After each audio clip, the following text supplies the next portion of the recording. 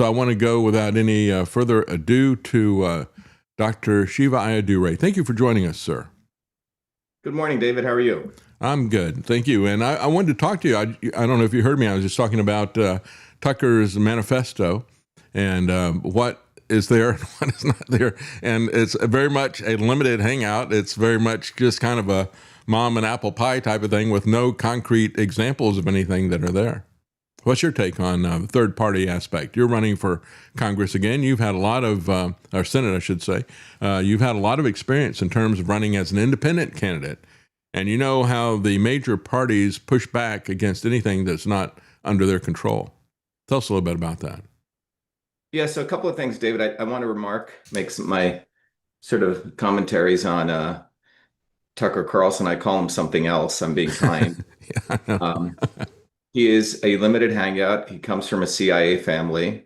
And I think when I speak about what he's doing, it is an opportunity for people to really learn this repeated lesson that the swarm is very, very creative and how it continues to distract people from building a true independent bottoms-up movement. So I'll talk about that. But before that, what I want to let people know is that I'm a big proponent that when you look at history and you look at the evidence, it has always been independent, bottoms-up movements from everyday people that has changed anything for humanity, period. Yep. Anything that has oppressed people, enslaved people, or has always come from top down. And it has always been a manipulation, sometimes presented as though it's going to save people. So that's from the time of Christ or even before till today. Yeah. Christ was the obvious establishment. He was fighting the Romans, but the not so obvious was the Sadducees and the Pharisees, who acted like they were preaching the words of God. And we don't, and Tucker Carlson falls into that same realm as the Sadducees and the Pharisees. The establishment knows how to create fake versions of real fighters and manipulate people. And I can't see anyone taking Tucker Carlson seriously at all, just a face that he makes, absolute insincerity, but we'll come back to that. But I've spent my whole life, David, as you know, being a proponent of this, having grown up in a caste system in India before I came to the United States, and then having studied what America's truly about, it's always been bottoms-up movements that have changed everything. So when I ran against Elizabeth Warren in 2017 and 18, we ran as independents. And I just want to let people know that the establishment does this repeated mantra that you're wasting your votes when you vote for independents, and independents can't do anything. The reality is, what I share with you will show that as an independent candidate, as an independent force, our movement has always led the way and has many, many victories. And I want to walk people through that so we break through this brainwashing. So, for example, if you look at in 2017, 18, we ran as independents. And we ran on a campaign of only the real Indian can defeat the fake Indian. Now, that slogan itself was a very powerful slogan. People loved it. Yeah, it was very clever. Yeah, it was a great slogan. I mean, I have two guys doing some masonry work in the house, two hardworking guys, and they said, "Oh, yeah, we voted for you, Dr. Shiva. We love that slogan. We still have the signs we saved. We had a picture of me and Elizabeth Warren in a headdress, and it said, only the real Indian can defeat the fake Indian." But anyway, the key part of that independent movement that we did, and the Republicans didn't like it. The GOP here didn't like us saying that. And obviously the Democrats didn't. But what it did was, from the time we started doing it, and the thousands of flyers and huge posters we put up, if you look at the time that it started, we really started this whole thing about Elizabeth Warren, fake Indian ancestry, in a much more deeper way to reflect that she's actually the racist. Meaning defining racism as someone who uses race for their political advancement, for their capital advancement. That's racism. Someone calling people names, that's just ignorance. But Elizabeth Warren practices racism because she used race to, garner her wealth. That's right. And that's racism, using race. And so that, and me saying that as a Indian, but not an Indian, depending on how you look at it, was quite hilarious for people. And I think it really took off. But we forced that fake Indian to take the DNA test. we had these huge signs, 8 foot by 10 foot signs everywhere. People would put them on their lawns. And she couldn't get away. Her own party forced her to take that test. And they had to throw in Peruvian genes to even get her up to one out of 1024. But the point was, we destroyed her aura, Yeah, right? that's right. So we started that in 2017, and it just took off. That was an independent movement. After we did that, then Donald Trump came and he started, I offered her my $10 million building in Cambridge if she could prove she was, an Indian. And then Donald Trump Jr. did it. And Trump tried to take credit for that. But it was our movement of everyday people who put up these huge signs, massive signs everywhere. People would take their lawns on highways. That's what exposed Elizabeth Warren. That is the power of an independent movement. That's one entertaining example, but nonetheless, it shows what happens when things come bottoms up. And by the way, who's the guy, Matt Schlapp? Complete, I don't have enough four-letter words to describe him. When we went to CPAC, very interesting story. In the middle of this campaign, we paid $2,500 for our booth. We went there. We got confirmation, but when we showed up, they wouldn't let us in. They didn't like our fake Indian, real Indian. Anyway, one of our guys said, screw this, and he sneaked into the hall, and we just set up our booth. The idiots didn't even know we were there. So we were there for 2 days, and everyone loved our booth. And then we started handing out our flyers, and then Matt Schlapp had the police throw us out. Okay? But that's Matt Schlapp. So the GOP did not like the slogan, just to let everyone know. But it was the independent movement and us getting on the ground that forced Elizabeth Warren to take the DNA test, completely destroyed her character and exposed her as a racist that she is. So that's one example of the power of an independent movement. Now, in 2020, we ran again for Senate against a guy called Markey. We still had our movement, but we said, okay, a bunch of the Trumpers were like, oh, Dr. Shiva, we love you. Why don't you run as a Republican? We still had our independent movement. We ran under the Republican banner. We raised $2 million, all small dollar donations. We had huge, signs 2020. We were running against a guy called Ed Markey. And the GOP, top down, they find a guy called O'Connor, nice Irish name, in Boston. Give him $250,000. The guy couldn't even raise $1. We raised $2 million bottoms up. And on election night, even the GOP chairman said, you guys won the election. And that's where in Massachusetts, 9 counties, and one of the 9 counties, Franklin County, we won by 10 points, where all the ballots are hand counted, paper ballots. And in all the other 8 counties, we lose 60-40, 60-40, 60-40, 60-40. To a candidate in the primary no one even knew. But again, if you came to Massachusetts, you would see huge billboard signs, 25,000 lawn signs, 10,000 bumper stickers, 3,000 volunteers. This guy didn't even have one lawn sign up. And let me jump in here and say, I've seen this over and over again. We see candidates who they show up and there's like 2 people that are there at the meeting, and yet you got somebody else that's get big crowds. And I've seen this over and over again. And who wins the election? It's the guy who's got 2 people who show up to see him. Right. So there's something definitely wrong with elections that turn out like that, I think. Yeah. So I'm just changing this for you. So what happened out of that election? Again, we moved our campaign to a write-in campaign, David. Okay. Again, key thing to even though we ran as an R, we were an independent movement. So we were quickly able to move the campaign to a write-in campaign. So we're still a bona fide candidate. We collected all the signatures to get on the ballot. And it was in that period of September, our movement said this doesn't make sense. We went to the Secretary of State and demanded to see verification that we had, quote unquote, lost the election.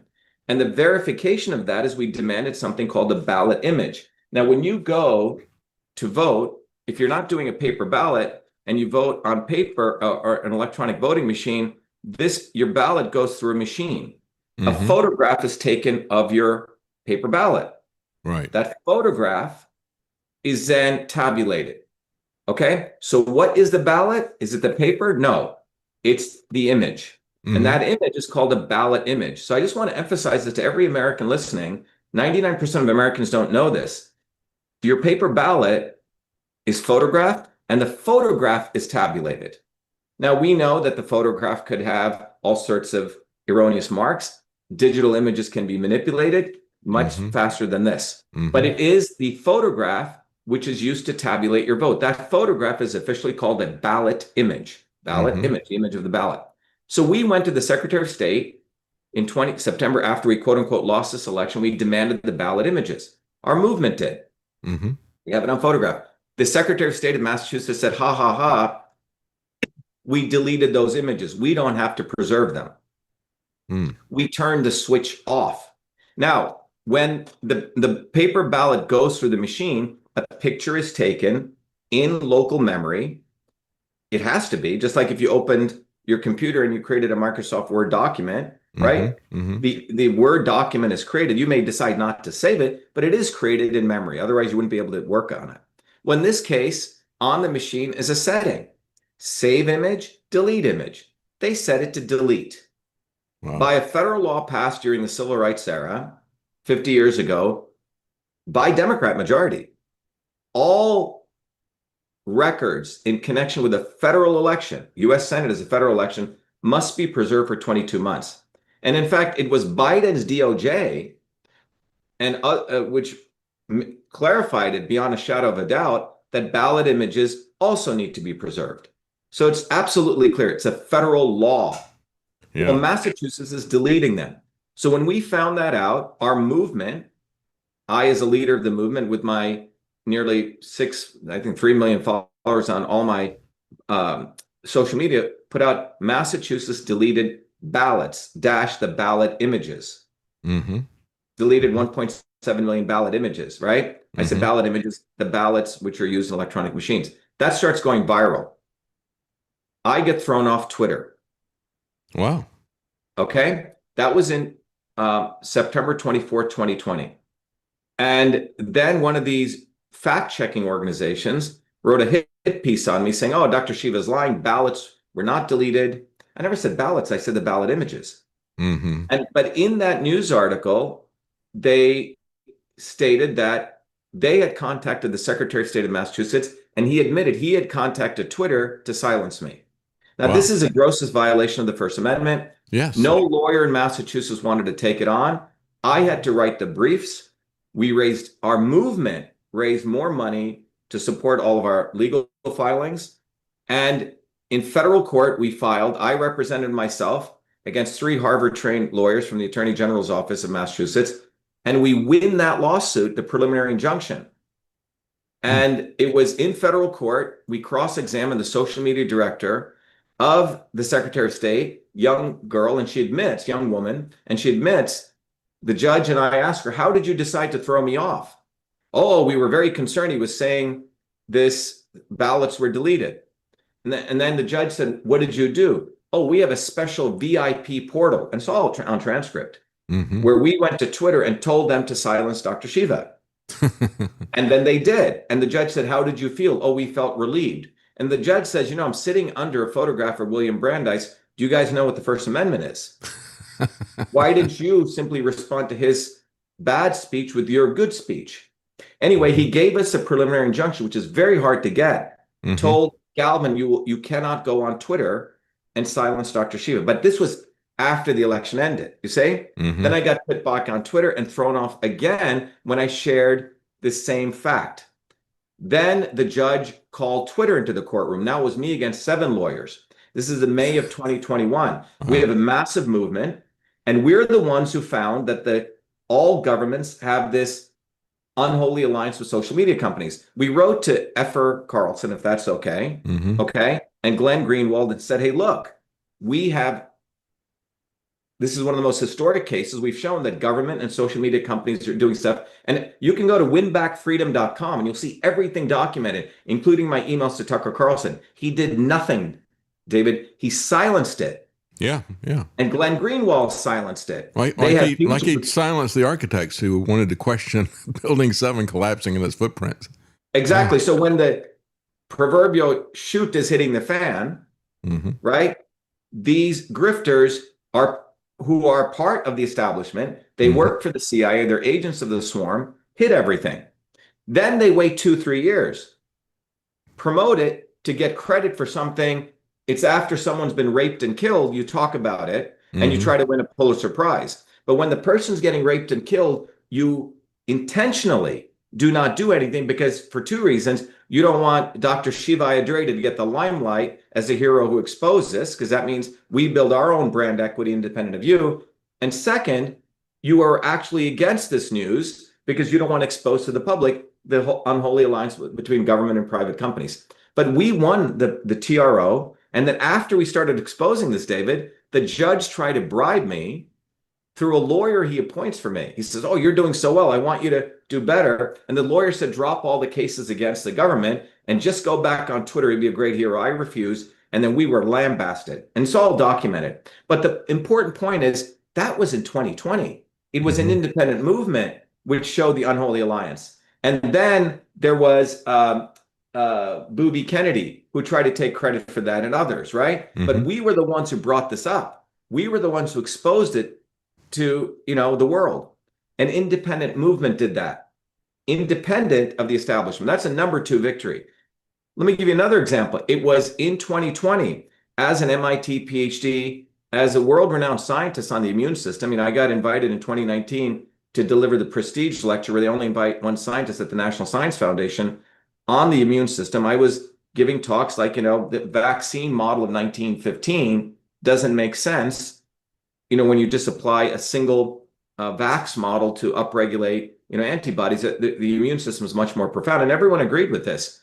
But as a scientist, I was the one in 2020 who led the Fire Fauci campaign, #Fire Fauci. We wrote to Rand Paul. He didn't do anything. He waited 1 year to use our tag to raise money. Now, and again, well, in fairness, Rand did do something. He had his wife buy stock in Gilead Pharmaceutical. Yes, sorry, he did do something for himself. But the point is, it was an independent movement. We collected 108,000 signatures. I drove our bus day and night in the middle of COVID down to the White House, delivered these signatures to the White House and the Republican National Committee, and wrote a letter to Trump. It's out there. Marla Maples hand-delivered it to Trump. It says, do not shut down the economy. As an MIT PhD in biological engineering, as a foremost scientist on the immune system, here is a protocol that you can use to help save people, which was zinc, vitamin D. The whole thing was written out. That protocol went viral. Zelenko stole my protocol and started making money off of it. But we saved a couple 100 million people's lives at minimum. But it was our movement which did that. Again, Booby Kennedy was promoting lockdowns. You can find his tweet. March of 2020 says lockdowns will save the climate. It's good, right? Except me, except our movement, we did the Fire Fauci campaign, got 108,000 petition signatures, delivered them to Trump. They did nothing. That's an independent movement. So our movement saved lives. And in that same year, in 2020, is when, after I saw my election stolen, is we're the ones who figured out on the machines, not Mike Lindell, who's a complete grifter Maximus. And Mike tried to enroll me into his thing until I figured out what he was about. He was about using this to sell pillows. But the real issue is that on the machines, there is a feature called a weighted race feature where you can flip votes. So if 2 candidates are running, you can multiply the votes of one candidate by 2. So if he got 1,000 votes, he gets 2,000 votes. And the other candidate got 1,000, you can multiply it by 0.5. It is a feature in the manuals that was designed for housing associations. They, quote unquote, left this feature in on election machines. So it was I who discovered that, shared it. And I must have done day and night without being paid a penny. 30 different analyses. We ran 3,000 audits, educated people on where we showed the number of voters that came in didn't match the number of votes. That was done by our movement. And then Mike Lindell and these guys came in. And then Trump came in, stopped the steal. And they tried to hijack our core findings and made money off of it. Trump made $500 million off of my work. And you can read his emails. Yeah. He's putting in my work. Yeah. Okay. But an independent movement found the heart of the election integrity issue, which is this weighted race feature and the deletion of ballot images. Yeah, going back to 2014, when we talked on the phone, I told you, I said, we had a candidate who ran in a local election. And again, that's not under the federal rules, but This was the guy who was running the Board of Elections in Texas, brought in by the Republicans, was somebody who had worked at the Rose Law Firm with Hillary Clinton. They brought this guy in to run the elections, and every single election, and this would include the federal elections as well, although that wasn't part of her case, but every one of the elections, he would tell all the counties, delete your ballot images. And she said, this is blatantly corruption. You know, you're supposed to keep that stuff. Under the Texas Constitution, you're supposed to keep it. And yet he would tell people to do exactly the opposite. So we know what's happening. You know, they're hiding this stuff. They're adding weighted measures to these different issues when they got it an electronic voting machine. And again, you found that stuff as well independently. Yeah, and we did the analysis in Michigan. Then Rudy Giuliani and the Arizona Senate called us in. I did all the ballot image analysis, not the garbage. So what happens when you actually find real stuff, David, the heart of something, the CIA and the deep state or swarm establishment will have other people suddenly start talking about this real issue, but pollute it with crap. Yeah, that's right. Mike Lindell was talking about IP addresses changing. This idiot Jovan Pulitzer, whose name isn't even that, it's Jeffrey Fulia. That's his name. He was brought in. That's his name. And Philya, look it up, okay? He started talking about bamboo, right? So the bottom line is, and this is a classic CIA technique. Yeah, it is. It is. When contaminate it, make it ridiculous, and make it unbelievable. Take the truth and make it unbelievable. Yeah. Make it unbelievable. But the heart of the issue is a true election integrity issue, is that ballot images, which are the ballots, are being deleted to cover up the fraud. Now, so again, independent movements are the ones who exposed Elizabeth Warren and destroyed her, exposed her racism. It was the independent movement which started the Fire Fauci campaign. It was the independent movement which exposed unholy alliance between media and social media government and social media companies. It is the independent movement of Truth, Freedom, Health, and our Senate race which exposed the real issues with election integrity, which is ballot images are being deleted, okay, to cover up election fraud, and both parties are doing it. These were all done by an independent movement, which is massive victories for the American people. Now you go to, then our movement ran again in 2024, David, for president.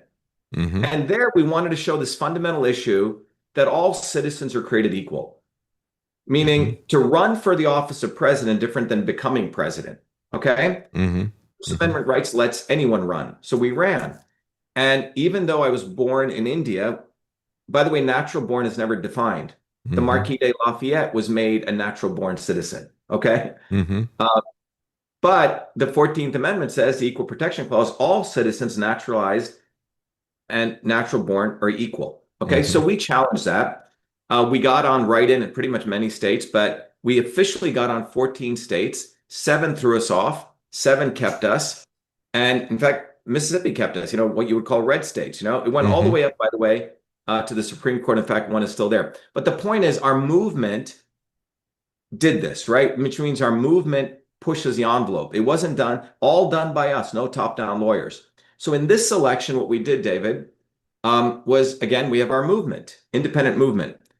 And we predicted when we started this that people will start seeing fake independent movements coming up, a la F.R. Carlson, Tucker Carlson, because the establishment has all this data from Palantir. And the goal of the establishment is one goal: to make sure you listening right here, that you don't get off your own butt and you don't understand, you don't be a good citizen, you don't understand how the dynamics of oppression work, and you don't take your own independent action to collectively work with other people independently. They want you to look to a Democrat or Republican, look above, to look to a savior. And I agree. They will do anything to distract you from your independence. So we predicted this, and we predicted that they do this in a recurring process. So typically they have the two parties, Republican, Democrat. The official symbols of them, so Hillary Clinton or Mitch McConnell, right? The most flagrant versions of the Democrat or Republican. But they know that people after a while say, well, I don't really like Hillary. She's pretty corrupt. I don't really like Mitch McConnell. He's pretty corrupt, right? Or whoever it is or the Bushes. So what they do is the shoulders of this bird also create the wings. And the wings are there to flap, even sometimes against the establishment, to make the masses think they're fighting for them. So on the left, they will create a Bernie Sanders, or they will create an AOC, or they'll create in the 80s, Jesse Jackson, who'll bark even at the establishment Democrats to keep the masses entertained. And that's the not so obvious establishment.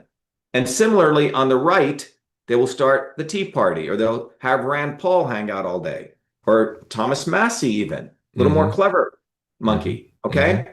Or Trump. And the goal of these people is to make sure people don't truly leave and build a bottoms-up movement that demands their rights, you know? That's right. So that's what they've been doing. Now what has occurred in the last two years is people have realized, particularly with the issue of Zionism, that both parties are part of this. And so they have realized people peeling away in droves from both parties. In Massachusetts, which is really the tip of the spear of corruption, global corruption or national corruption, 67% of the voters in Massachusetts have left the party and they're independents. But yet the media brands it as a blue state. It's only 26% Democrats, 7% Republicans, 67% independents. Nationally, 48% of Americans are independent voters. 26% Democrats, 26% Republicans. It's about the same, right? But yet we're told red versus blue, red versus blue. It's not true. So this truth is hidden from people. But the trend is people are moving away. So people like CIA agent Tucker Carlson, right? Or Andrew Yang, the Forward Party, right? They are given funds, supported, given lots of media exposure. Yeah, I remember, you mentioned Andrew Yang. I remember when he was running, when he first started running, his issue was UBI, Universal Basic Income. And Elon Musk gave him $1 million. I tried to get him on the show to talk about Universal Basic Income, and he agreed to come on, and then canceled at the last minute because he realized that I didn't like Universal Basic Income. And Elon Musk likes it. It's an enslavement model. Yeah. But what's interesting, one of our leaders in our movement worked for Andrew Yang, and he said, they're going to steal my election. They're going to steal my election. Had everyone on the floor of the convention tag, and there was a lot of election issues, and then he just caved in. Okay? So the establishment knows now that people are actually breaking, the wings are actually breaking from the parties. So what they are doing now, and the establishment is united. The Republicans and Democrats are one. Yeah. So the wings are not working anymore. So what they're doing is they're creating a fake independent movement, a la Tucker Carlson. I agree. That's what they're doing. And understand that Tucker Carlson, if you look at his entire life, and you have to look at people's entire lives, and you have to, whether it's personally, if you're going to be in a relationship with someone, look at their entire life, not what they just did, the last 2 days, give you a gift or be nice to you. Look at their whole life. Tucker Carlson is a master grifter. He comes from a CIA family. He wanted to be in the CIA. Then he joined CIA, CNN. All these media organizations are CIA. Come on, New York Times, all of them. And you're very naive if you don't think they are. And he grifted there as a Democrat, right? Then he saw the trend. He's like Wayne Gretzky. He could see where the puck is going, where the money is. He said, oh, it's going to the right. Then he goes to Fox. Okay? Yep. And then he gets funded by an Iranian guy to create his own network. The same Iranian guy who funds J.D. Vance. All right? So what you see is a guy who is one step ahead, knowing where the masses are going. And that's where, and he has said it by his own accord, I want to be famous, because he knows that fame has a cachet, value of power. And that's what he's about. This guy is an absolute agent of the swarm. That's who he serves. I agree. And the Republicans and Democrats duopoly need him to be the safety valve as people want to actually break to a true movement like ours, Truth, Freedom, Health. And this is why Tucker Carlson will never put me on his show. He's put everyone else on his show who's had me on their shows. Lower, even but he won't put me on because I exposed him for what he is in 2020. And even Glenn Greenwald won't do it. Talks a big game, right? Yeah. So we have the opportunity now, David, to truly build a real independent movement. And we have to expose, and you're one of the few people I find who gets this. Well, Tucker won't put me on his show either, because because of Right, that right. kind of stuff. But I'm saying you went Yeah. through the Alex Jones Yeah. nonsense. Oh, yeah. Alex Jones is an opportunist. That's right. Okay. He knows things are wrong, but he wants the money. Hmm. And that's really, really bad because when you do that, you confuse people. You're Yes. not principled. And to say, well, he had to do that. Well, no, he didn't have to do that. You did that because of the money and because you're unprincipled. And when you do that, you confuse people. You delay people's actual learning opportunity. It's I like being a agree. bad teacher, Yeah, right? it was. I remember Lionel introduced Alex Jones once at an event, and he introduced him as a guy who makes the truth unbelievable. And it was what we were talking about before. It's a standard CIA technique. He goes out and talks about turning the frogs gay. He doesn't talk about the specifics about what these chemicals are and how they disrupt your hormones. He'll just give you the tagline, it turns the frogs gay. And he gets a lot of traction off of that, but it makes it sound like it's nonsense, and it's not Right. nonsense So when you talk about when it. someone like me says it, Hmm. you have to fight against the nonsense he's put forward. That's right. But we have a huge opportunity now, David, because of the hard work our independent movement has done consistently. Because our views, you just keep going, move forward over and over again. It doesn't matter what looks like their victories. Our victories are we get the news out. We get the news out. We expand. We expand. Now we have about 500,000 people in our organization. We have an organization structure. We have our own, infrastructure. We train people. Truth, Freedom, Health is really a movement which is about raising citizenship consciousness.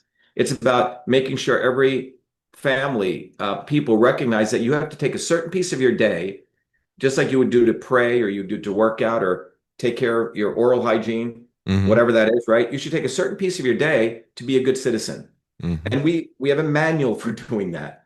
Workbooks, right? Curricula, community, and we give people action. So my running for Senate in 2026 is great because we have nearly 70-80% name brand equity now in And Massachusetts. you're going to be on the PBS debates as well. Tell people about Right. So that. we were just invited to be on a national PBS debate, Hmm. which will probably come in early October. And the Hmm. interesting thing is, when we ran against Warren, one of the debate organizations put us out, was a violation of the law. And by the time we filed everything, the case becomes moot. But this time, PBS has invited us. But they threw in two criteria in order to be on the debate stage. One of the criteria is that we should have gotten our 10,000 signatures, Hmm. certified signatures from citizens who want our nomination papers. Well, we were the first ones to do that. The Hmm. Democrats and Republicans have yet to do that. So check, we did that. Hmm. Then they added in, we have to have about $250,000, $250,000 in individual donations. Now, this time, David, I decided I didn't need money because last time we raised $2 million. Hmm. And we did all the lawn signs, and we know they stole our election. So this time we decided to go much more underground, just people power. So we Hmm. have hundreds of volunteers who are handing out flyers, making phone calls. We don't need the money, Hmm. right? Because it's labor versus capital, right? We have people. Right. So they put in this thing. Now you got to go raise 250K, and they only gave us like 10 days, 20 days. Wow. They sent us a letter late.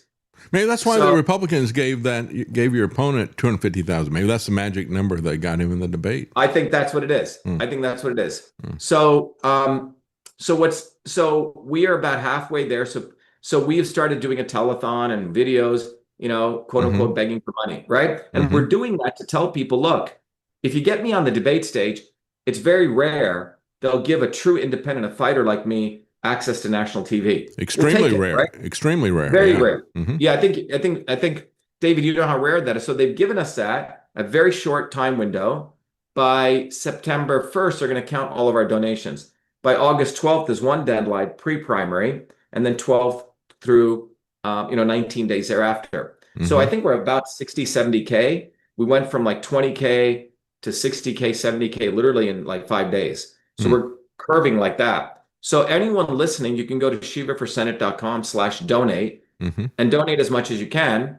But the goal is we'll finally have someone like me on a debate stage. I'm sure they're going to play all sorts of games, right? Try to silence. I mean, we'll see. They may even cancel the debate if I show up. That's my theory right now, because I don't think they want that, because it's a live debate, right? You can't control me. You can't control speech. So it's going to be anyway. So that's one thing. But nonetheless, if you want to really see real entertainment, Go to Shiva4, numeral 4 Senate.com/donate. If you can share that links, David, with your viewers. But we need people to donate ASAP. But our campaign has this fundamental slogan, which I don't have a flyer here, David, but at some point, I don't know if you're recording this or if this gets live, if it's live. We're live now, and it is also recorded as well. Yeah, I don't know if we can, I don't know if I can bring up anything, but if we go to shivaforsenate.com and you scroll down, you'll see a flyer. I don't know if we can bring it up, if Travis can bring it up. But if you see that flyer, it's a great flyer. I have a degree in design, but I've done lots of flyers since I was 48 years. And when this came off the printing press, I said, Jesus, this is like lightning in a bottle. And I'll tell you why. We'll put it up in post so people can see it when we upload it. Yeah, I can bring it up if you want. But the flyer, you want me to bring it up or no? No, sorry. We'll just add it afterwards. But the flyer basically says it's black and white, old school 1920s style. One page. And it said 65% of Massachusetts is independent. It's actually 67. Okay. Big font. And then below that, it says, yet we keep voting for Democrat and Republican. Yeah. And then below that, it says, look what they have done to us. And it's got 5 examples, right? Cost of living, bridges and infrastructure, elections which aren't transparent. You're getting sicker, right? And so on, right? So it lays these 5 things out. And housing is unaffordable, right? Because BlackRock and these guys come in and buy these homes. And then it says, you are independent, now be independent. And then to the right of it, there's a picture of me and my credentials. It never says vote Dr. Shiva. And we did this, David, deliberately, because we want this to be a reflection to the independent voter. Like, what am I doing? 90% of people don't even know 65% is independent. They think it's a blue state. So first of all, when we go to grocery stores, as people come out and we hand it, and only the independent voters take it because we say independent for U.S. Senate. The Democrats typically say, oh yeah, he ran against Elizabeth Warren. He's a racist. That's what they say. And we say, great, you saved us 3 cents, 3.7 cents. We don't have to hand you this. And the Democrats Republicans say, is he a Trumper, right? And we'll say he was, right? So it's great because this is landing in the hands of the independent voter. The other thing is we did our own random calling. We called 5,000 independent voters. And we asked them, would you pledge for Dr. Shiva? Now, out of the 5,000 we called, we have all the data. We may publish this even. About 1,800 people actually picked up the phone. We had a conversation. Many of it went to voicemail or bad numbers. Out of those 1,800, 1,600 said they'd vote for me. That's nearly 70%. Wow. It's massive. So the independent voters typically flip. A majority of them vote right and the others vote left. And so the independent voters have never had a candidate. But moreover, they're hit with this relentless brainwashing. And the brainwashing is, you must vote Democrat or Republican. It's always some Armageddon is going to take place. If you don't, it's always some doomsday event if you don't vote. That's one brainwashing. The second thing that they do is, well, this guy may be a pedophile and this guy may be an axe murderer. Let's go with the axe murderer, right? The lesser of two evils. So what they're doing, mentally brainwashing people, is to lower their standards to like garbage. And this is what they've done. And then the third thing is, they say you're spoiling you're wasting your vote. So they have a number of brainwashing that they keep hitting people. But this flyer is beautiful because we will hand it out and you can watch people reading it all the way to their car. They'll take it in their car because it's hitting them in their third eye. It's saying, what am I doing? It's a very self-reflective mirror. And our goal is we get these out, volunteers doing it, who are wearing a hat that says independent, the flyer says independent, and you're saying it in. So you create this triangle, this visual triangle for the person. And they're taking it volunteer. We're not shoving it in front of their face. So it's really powerful.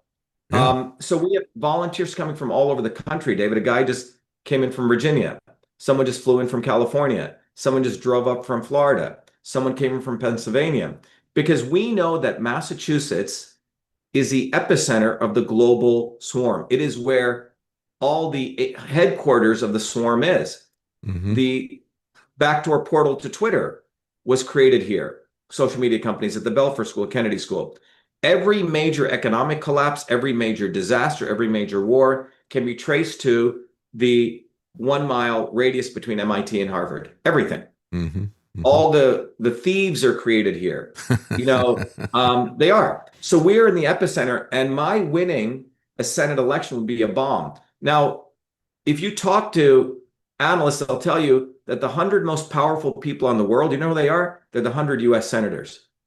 Mm-hmm. Not in the 100 most powerful people in the world, power, is they're the 100 US senators. And those senators have quite a bit of power. They can call investigations. They can challenge unanimous consent, many other things. And these senators never exercise that power, ever. My being in Senate, I will exercise that power because I don't owe anything to the other 99 because I'm not in their game. Rand Paul plays a game. Bernie Sanders plays a game. It's all acting. So that's why if you look at my track record, David, of running an independent movement, winning, imagine what could happen if I'm in the Senate. No, I agree. And the last two campaigns I ran, David, I'm sorry. Go ahead. Those were exposing campaigns. But this one, we can actually win. We get on the debate stage. Yeah. Number two, we get those flyers out. And it's low cost. We're not going to spend millions on TV. It's those flyers. They don't have any volunteers, David. Yeah. They don't have any people. All they do is after Labor Day, this is how, and this is to everyone, this is how they run their campaigns. They each wing has their donors. They give these guys money in their left pocket. Then they take money out of the left pocket and put it in the right pocket, which is all the media companies. So it's just money circulating around. The people go to the same parties. It's not anything bottoms up. So after Labor Day, both will start taking TV ads. And that's a campaign. That's not a freaking campaign. And the other aspect of it, campaign. The other aspect of it is you get a three-way debate. They can't just play this, well, I'm an axe murderer, but he's a pedophile game, right? The lesser of two evils. They can't play that game because, and you can't attack both the other people. You have to have something that you talk about that I think that's a little bit more positive. It's a big game changer to get into the debates. It's difficult enough for independents and third parties to get on the ballot. It's nearly impossible to get into the debate. So that is a big opportunity. Let me ask you something, though. I began the program today with talking about how they're trying to create a left and right divide over the data centers and the flock cameras and the police state that's coming in. And so I'm coming across article after article where the left complains about the right that's opposing this stuff. Oh, you don't want to oppose this because the right opposes it. But especially on the right will say, yeah, you got all these environmentalists and people like that on the left. You don't look at how the Democrat socialists are protesting these data centers. We need these data centers to fight China and all the rest of this stuff, right? And so they're starting to play the left-right game over the data centers. And I've never seen an issue where there is so much agreement that breaks the partisan divide. So they're going to focus, I think, on that particular issue. What have you said about that? Well, I've been speaking about this as a technologist for many years. I don't know if you know, David, I have the 3 earliest U.S. patents on AI. I was one of the leading AI researchers in the 80s and 90s. I built one of the earliest LLM models. It was interesting when my 3 patents expired on text-based, chatbots. You can look at it via email. That's when ChatGPT came. Okay, so we were seriously thinking about suing them because there's a 6-year window. It's very expensive, but nonetheless, if you look at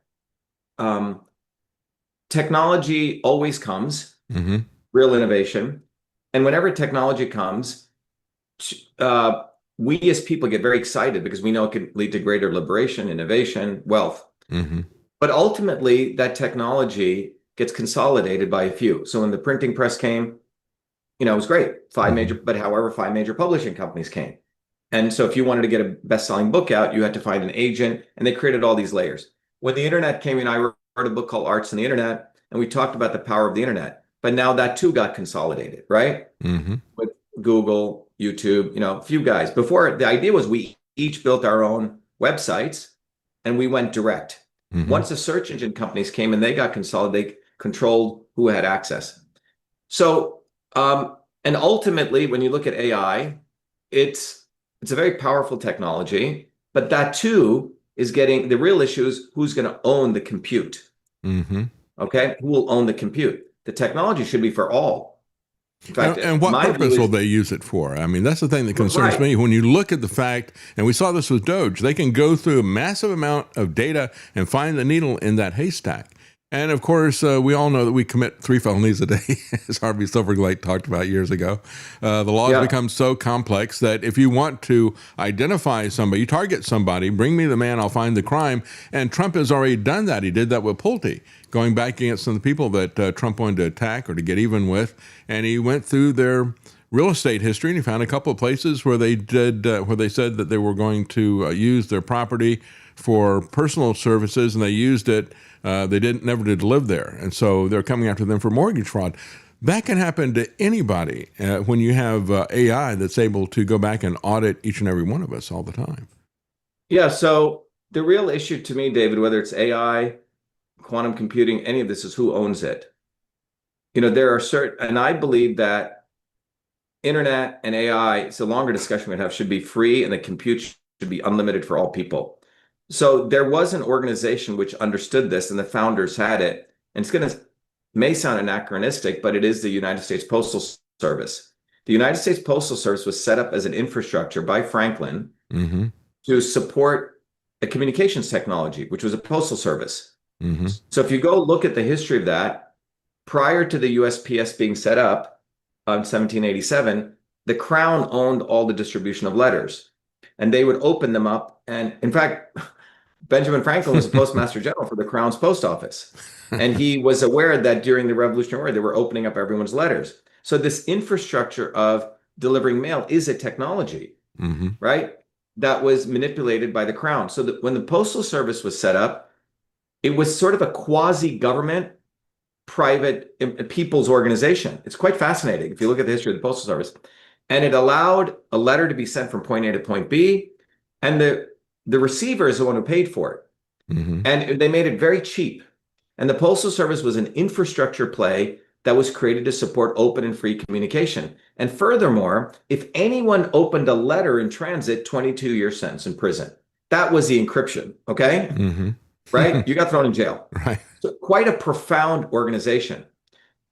But the philosophy of the Postal Service, by the founders, Franklin, the vision was infrastructure for people's communication. Okay? Now, in 1997, I created the first email system in 1978. And at that time, when I created that, I went on to have a second life in email, to analyze email for the White House, and I created a company called Echo Mail. But in 1997, I was very concerned as my company was growing, because I saw email volume was growing and snail mail volume in 1997 was going down. And I went to the post office and I said, hey, look, you guys should also have a public email service that is defended by the Constitution, meaning you can't open up mail, because private companies were taking over mail communication. And when people were signing up for email, they were giving up these constitutional rights.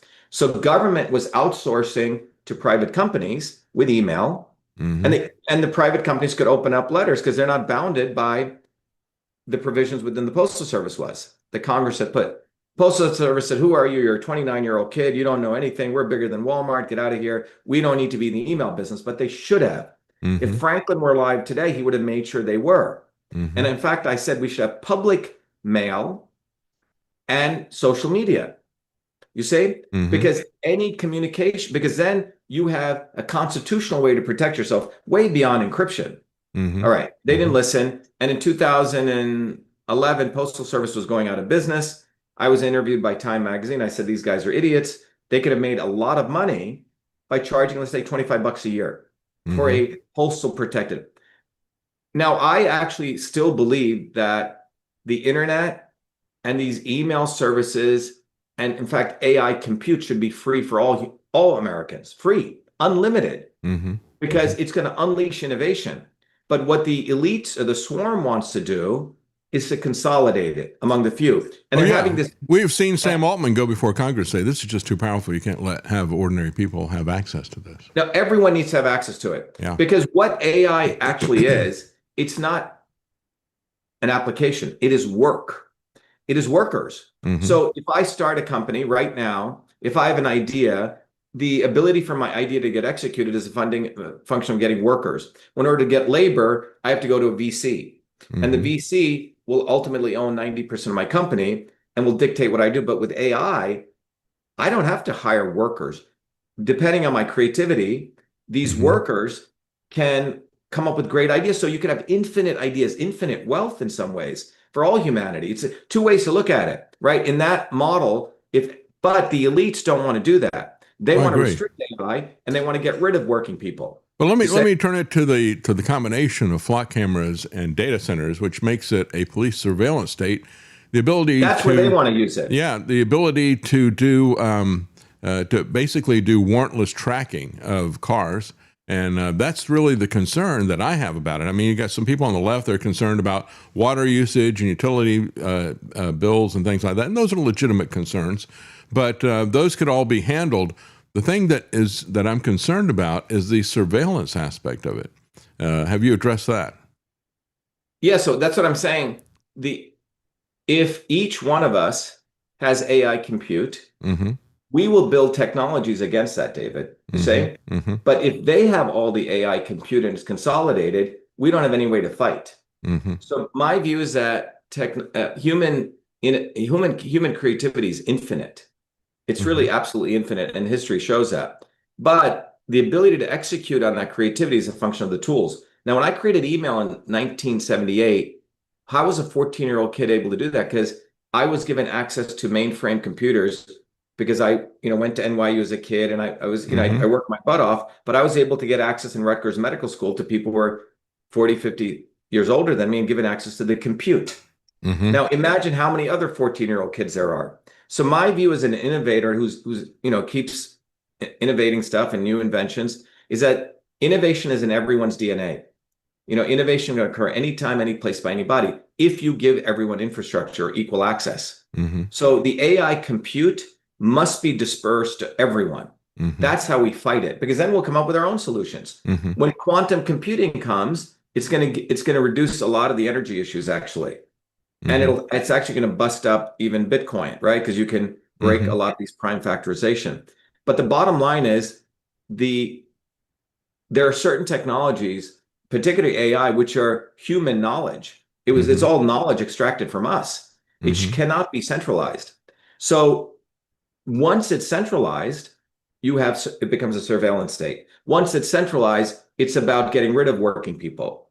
It's about mass depopulation. And I think one of the things that's important coming from you, because of your experience in tech and because you see the bigger picture and you got a historical perspective, but you also have a tech perspective, we're putting stuff out there and we're not even thinking about how it's going to be used. In other words, we've got a local city here, Knoxville, spent nearly $10 million putting in a bunch of flock cameras, and they never thought about any rules about how these things are going to be used until after the fact. They still haven't put anything out there. We had some people say, well, you really need to hang on with that. We're going to end the program, but I want to go ahead and play it. We're ending the program, but can you hang on for just another minute or so? Because I've got a couple of questions that people put on here, and we're going to let it run just a little bit longer for today. Well, are you able to stay around a little bit longer, Dr. Shiva? Yeah. All right. Yeah, I have interest. Yeah, we'll stay.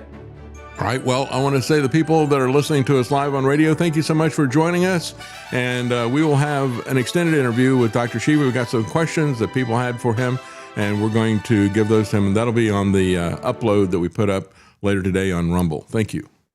All right. Now let's continue with this, because I wanted to get some of these questions there. One of them is from Lance, who's working the board today, and he said, what do you think about this first past the post voting system? Because I think that's one of the things that locks us into this two-party system. What do you think about that?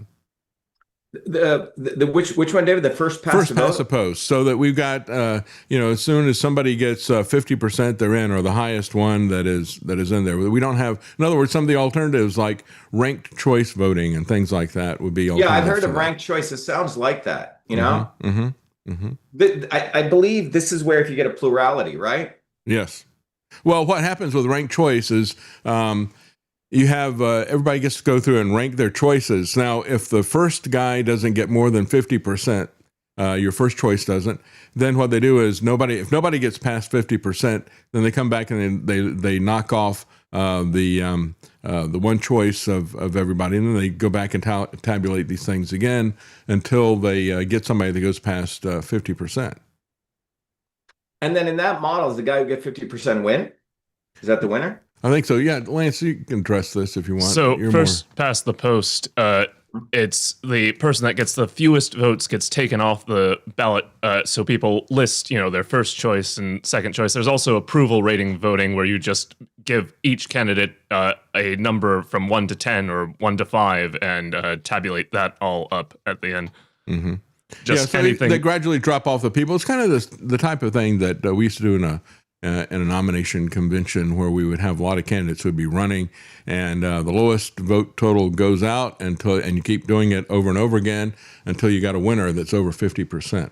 It's just to avoid the whole splitting the vote thing, where, if you have two people that are very similar in policy, they can, start leeching votes from each other.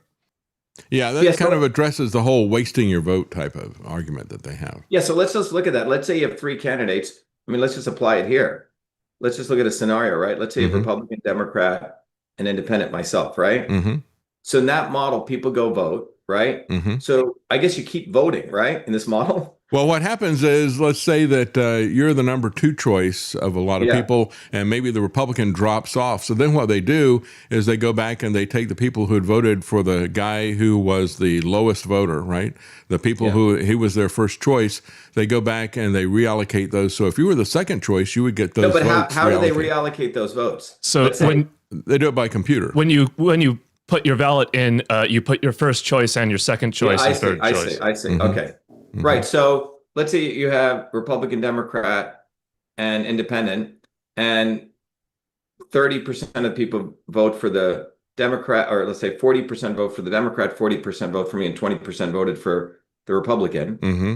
They look at all that 20% and look at what their second choice was. That's right. Right. And then they just reallocate. So it is like ranked choice voting, right? Mm-hmm. Sort of similar. Mm-hmm. Mm-hmm. Right, Lance? Yeah. Yeah, this is ranked choice I was talking about. Well, it's interesting. I mean, I have to model it out, mathematically, but I think the intention there is that if the Republican was similar to my views, right? Mm-hmm. In that case, I would end up getting his votes, because people would have put him first because they were ours, right? Just for party loyalty. And they may have put me, Dr. Shiva, second. Mm-hmm. Because I'm an independent, but still have certain views that I support. And it also should address it. I mean, the Republicans oppose this very vehemently, but you look at it, their whole argument is, and sometimes the Democrats who say, well, you're costing us, a third party or an independent is costing us the vote. But when you look at it, they wouldn't have that stolen vote argument. That'd be completely gone. They'd say, you're the first choice. At the outset, Travis and Lance, it sounds not like a bad model, because it looks like if I'm a voter, and I'm typically voting party loyalty, but I know this guy's saying good stuff, I'll give my vote there, as a loyalist. And then as a principled person, at least I'll give the vote over to me, right? That's right. Right? So in that sense, it could be pretty good, right? I agree. I've got another. Yeah. Go anyway, ahead. I think it's headed in a direction that could be supportive of alternate views. I agree. I think so. I got another question here. This is from Jerry Alatalo. He says, please ask Shiva for his serious take on the bombshell Dr. David Martin appearance last night on Jimmy Dore. I don't know what that was. Do you? No, but I don't know what, so I've had a feud with Jimmy Dore. Okay. Mm-hmm. Jimmy Dore, again, is an opportunist. I do know, so during COVID, if you remember, I was the first guy who came out there. Jimmy Dore really didn't know what was going on. Jimmy Dore was a Booby Kennedy star. You can fill in the blank, okay? And he was promoting Kennedy. And I was hammering Kennedy for what he was actually doing, which was promoting lockdowns, making the anti-vax argument versus, the immune health issue, the fake Maha movement. And then Dore would attack me online. And then after Kennedy went completely pro-Zionist He said the Palestinians are the most pampered people on the planet. Then Dorr started attacking Kennedy. But more recently, he started appreciating Kennedy again. Because if you know, if you notice something fascinating has occurred, it's a distraction piece, David. Kennedy was on this thing, and Laura Logan and these people are promoting him again, opportunists. Kennedy was saying, "Oh my God, they're stealing organs from people." Okay, big, making that huge news. Meanwhile, two important things got passed by his blessings. A CDC director gets appointed who's massively pro-vaccine mandate. Oh yeah, right. That's a big news. Yeah. And the second thing was they approved the mRNA flu vaccine. So these two things were the big things. Now the mRNA vaccine was just for COVID. It's for all flus. So that's what Moderna always wanted, right? Yep. They wanted the entire market. And he distracts people with an executive order about childhood vaccines, which is just a head fake. I mean, he doesn't have the ability to set these vaccine schedules. They're set by the state and local government. Exactly. So everything Kennedy does is to appease this manipulated Maha people who we actually broke away a lot of people from him.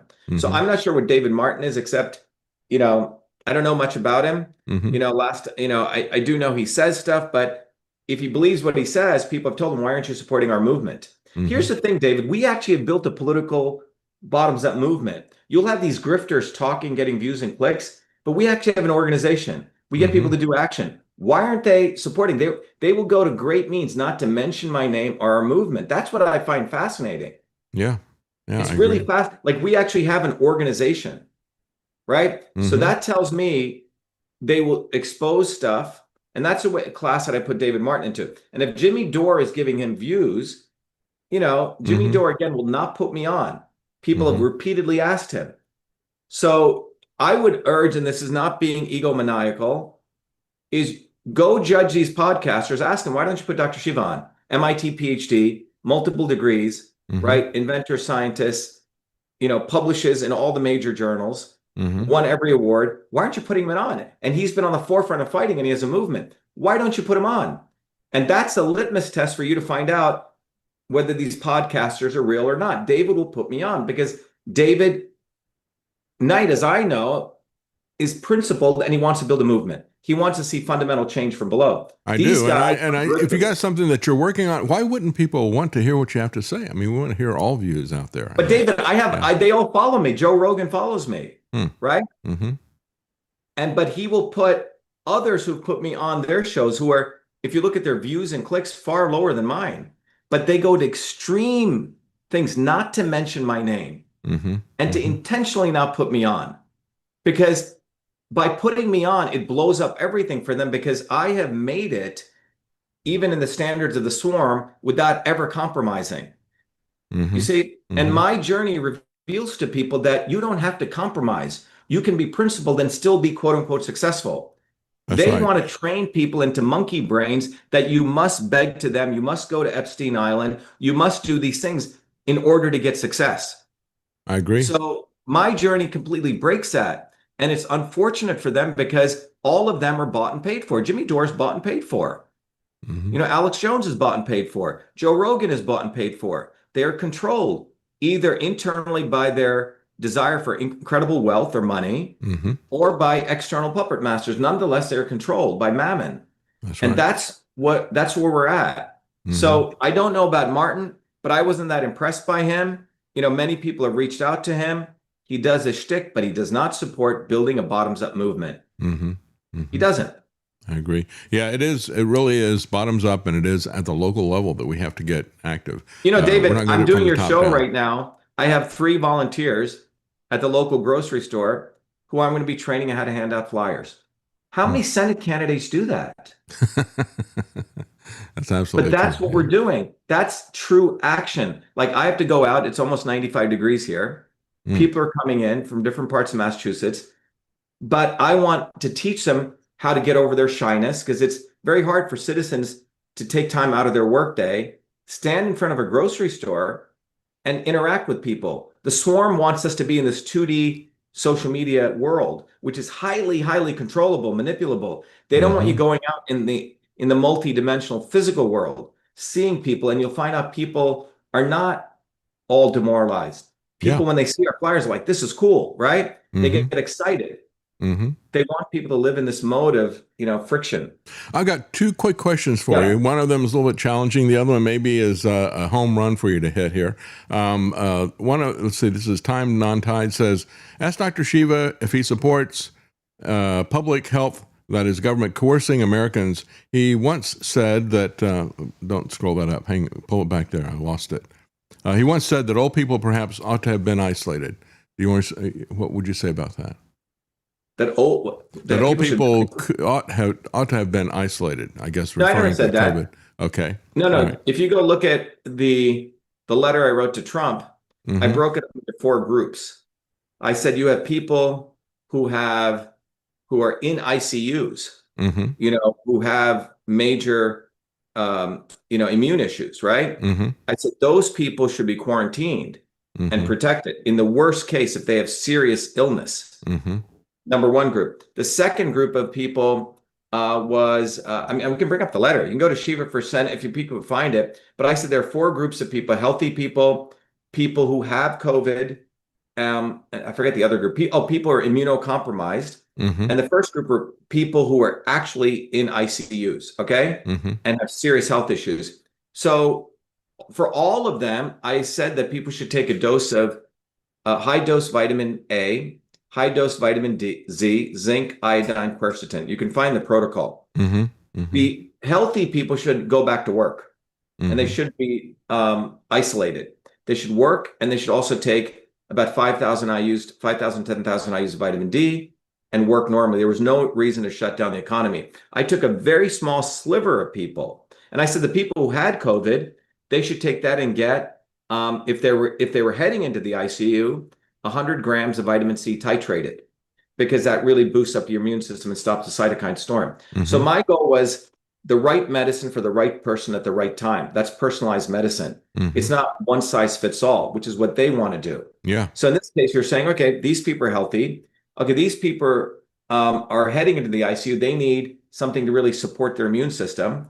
These people are immunocompromised, and for them, they need a much higher dose of vitamin A and D, not just 10,000 IUs, 50,000 IUs. And the people who are seriously ill, they should obviously rest and take care of themselves. They shouldn't be, frankly, exposed to all the chaos that's going around. Okay, right. Of course, so the game was that starting 2 months before 9/11, the game was to just lock everybody down until you got your vaccine ready.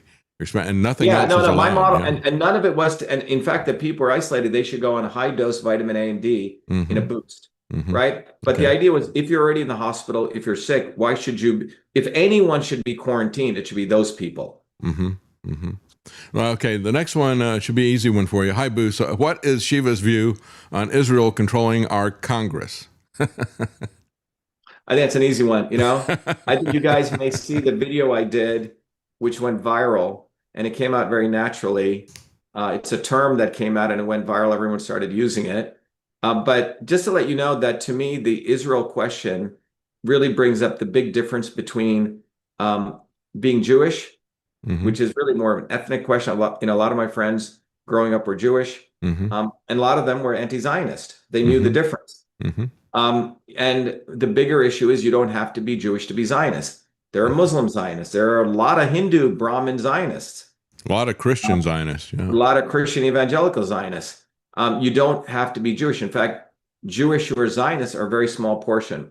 Since 1984, David, when I learned about all this, I've been a big proponent of educating people on this. I ran lots of protests against people like Mayor Kahana when he came to MIT. Educating people this fundamental difference, because Zionism is a political ideology. It's very much like Brahmanism of the caste system in India, or Nazism, right? They take some religious stuff, wrap it with politics, but the idea is to justify a few people should rule over a lot of people. Oh, yeah. And AIPAC, to answer the question, obviously I do not support them, is the manipulation of that at the level of elected officials, who basically they control their policy and many policy of the United States. But I think the bigger issue here is that Zionism is racism in the service of the swarm or imperialism. That's what it really is, just like Brahmanism is. So in Hindu, you have the Hindu religion. We can talk about that. Then they wrapped it around Brahmanical thought, where a few people should control over the 1.6 billion Hindus, right? Mm-hmm. So Mm-hmm. that was based on these people being better than the rest. So these political ideologies, when they're, framed into religious contexts, are very, very powerful to manipulate people. That's right. And that's what Zionism is. But it was done by a guy who was an atheist, Theodore Herzl, And that's the power of combining church and state, really. It's what we're talking about Exactly. here. And it's very anti-American. Well, if you were going to take money from AIPAC, you wouldn't be worried about getting on the debate stage. But thank you for not doing that. And again, just to remind people, Dr. Shiva has been offered an invitation to get on to the PBS debate there as a Senate candidate. And he just has to cross the threshold for the donations. He'd not really been focusing on it this particular time because he had changed the way the structure was set up. So it's a last-minute purge. If you can help him, go to his web. Where's the best place people can go to? They can go to Shiva, SHIVA, numeral 4, Senate.com. There's a donate button, or if you want to go direct Shiva for Senate.com/donate. Okay. Great. And we're very transparent. We list how much we currently have. There's a thermometer. It's right up there so you can see it, Right. How much we have right now. All right. So we'll put that in the show notes. Thank you so much for staying extra time even with us today. I appreciate Thanks. it. It's been fascinating to talk to you. Thank you so much, Dr. Shiva Ayyadurai. Thanks, David. Be well. Thank you. And thank you, folks. That's our program for today. Have a good day.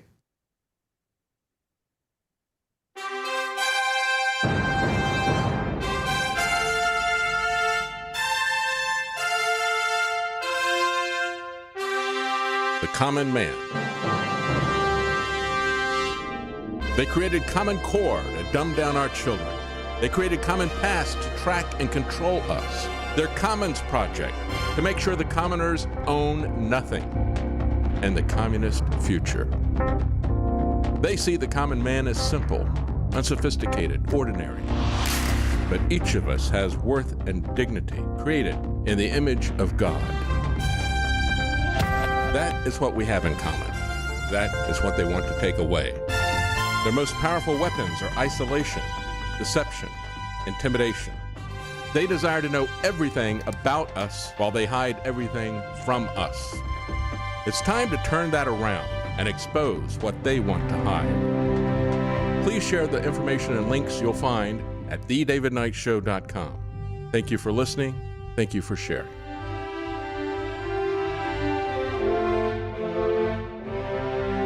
If you can't support us financially, please keep us in your prayers. davidknightshow.com.